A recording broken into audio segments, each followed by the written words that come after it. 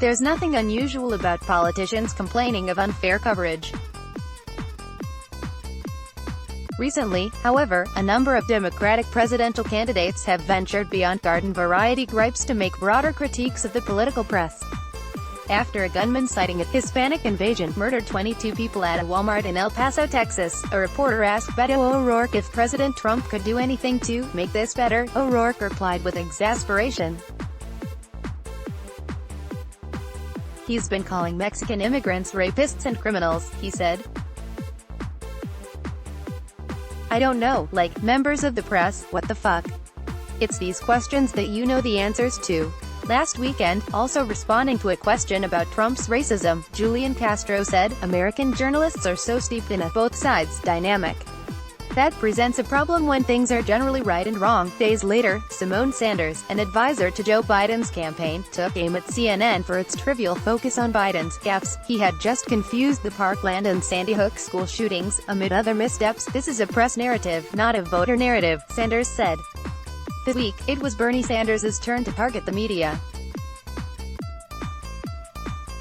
On Monday, at a campaign event in New Hampshire, Sanders complained that Amazon paid no federal income tax last year. I talk about that all of the time, and then I wonder why the Washington Post, which is owned by Jeff Bezos, who owns Amazon, doesn't write particularly good articles about me. Sanders said.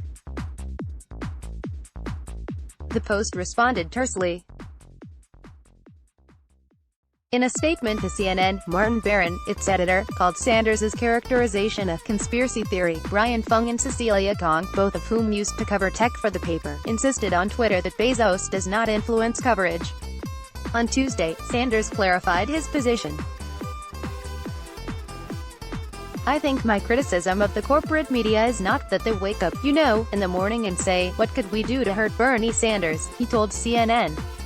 Instead, he says, there is a framework of what we can discuss and what we cannot discuss, and that's a serious problem. In case you missed it, the 1619 Project and the stories we tell about slavery. This view is rooted, at least in part, in personal grievance. Sanders and many of his supporters say the mainstream press has consistently downplayed the success of his candidacy. Also, the complaint is not news. It echoes the line refined in 2016, during Sanders' first presidential bid.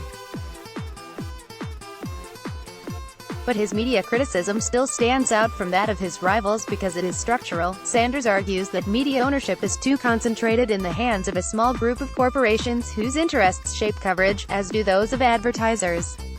And the competitive, horse-racing nature of political reporting, they say, favors scoops over stories on persistent problems such as entrenched inequality. This is a valid point, though it should be noted that Sanders has claimed that not one reporter has ever asked him about his plans to fix grotesque inequality is untrue. In recent months, to circumvent mainstream coverage, Sanders' campaign has developed its own sophisticated media apparatus, molded in part by veterans of progressive news outlets. The campaign has a web show, called The 99, and a podcast, Hear the Burn, hosted by Brianna Joy Gray, who worked as an editor at Current Affairs on The Intercept before she became Sanders' national press secretary. Yesterday, the campaign launched a newsletter, Burn Notice. Criticism of the media is a recurring theme across Sanders' campaign communications, though in an ironic twist, Burn Notice has promised scoops. The first edition, by David Sirota, a senior advisor to the campaign who was previously a left-wing journalist and commentator, refers to billionaire media tycoons and the Post's ideological crusade against Sanders. No scoop there. The reaction to Team Sanders' view of the press has been high-pitched and polarized.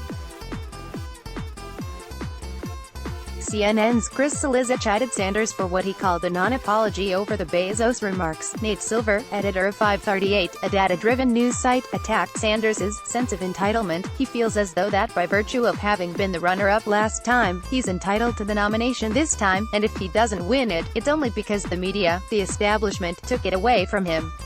Sirota wrote in Burn Notice of a full freak-out by, shocker, the Washington pundits who are paid by the corporations and billionaires who own the media. Sign up for CJ Hour's daily email. There's so much at stake in the 2020 campaigns that, at the whiff of a false equivalency, the press takes a hammering.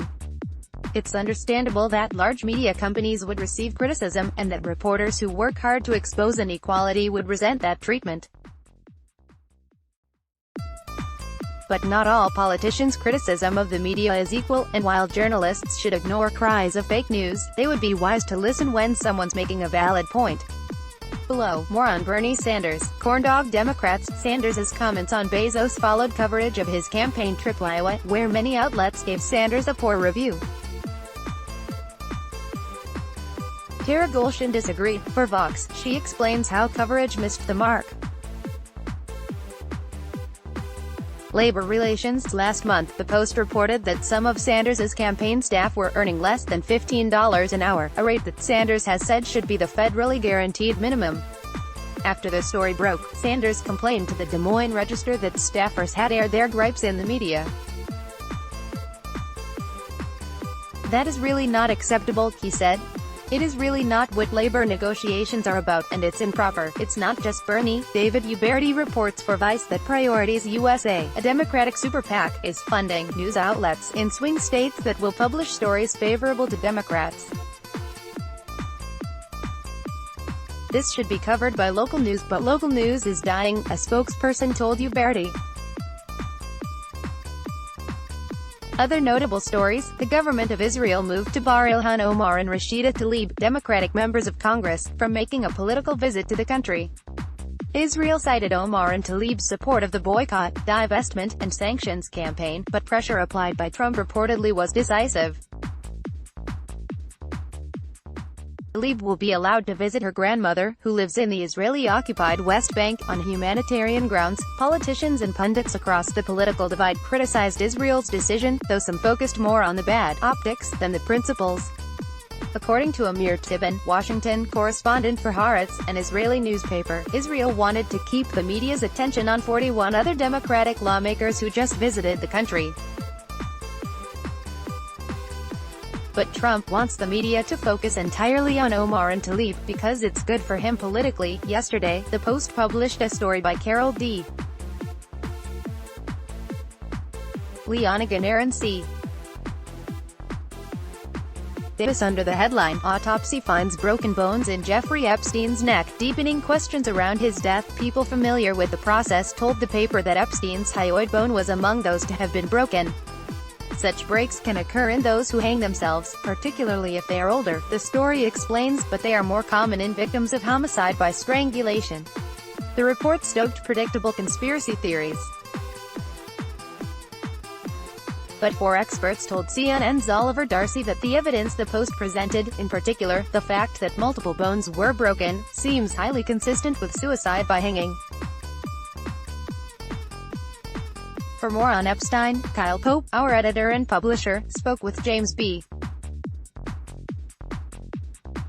Stewart, a Times columnist who visited Epstein's mansion last year. On our podcast, The Kicker, Politico's Michael Calderon tracks the feud between Nate Silver and reporters at the Times, where Silver used to work. Silver's frequent criticism of the paper's political coverage strikes some Times staffers as less about methodology and more about personal grievances, Calderon reports. And Slate's Ashley Feinberg got the transcript of a meeting, on Monday, at which Dean Baquet, executive editor of The Times, addressed staffers' concerns about the paper's recent coverage of race and racism. Emails obtained under the Freedom of Information Act show a cozy relationship between Trump's Treasury Department and conservative outlets including Fox News, Breitbart, and The Daily Caller. Per The Hollywood Reporter's Jeremy Barr, David Assman, a Fox Business host, advised Tony Sayegh, a former Fox contributor who served as Treasury's spokesperson on tax policy, then contacted Sayegh to flag favorable coverage. The Wall Street Journal's Suzanne Vranica reports that advertisers are increasingly banning news websites from running their ads opposite stories that contain politically sensitive keywords, such as Trump, Mueller, and shooting. This blacklisting, Vranica writes, threatens to hit publications' revenue and is creating incentives to produce more lifestyle-oriented coverage that is less controversial than hard news.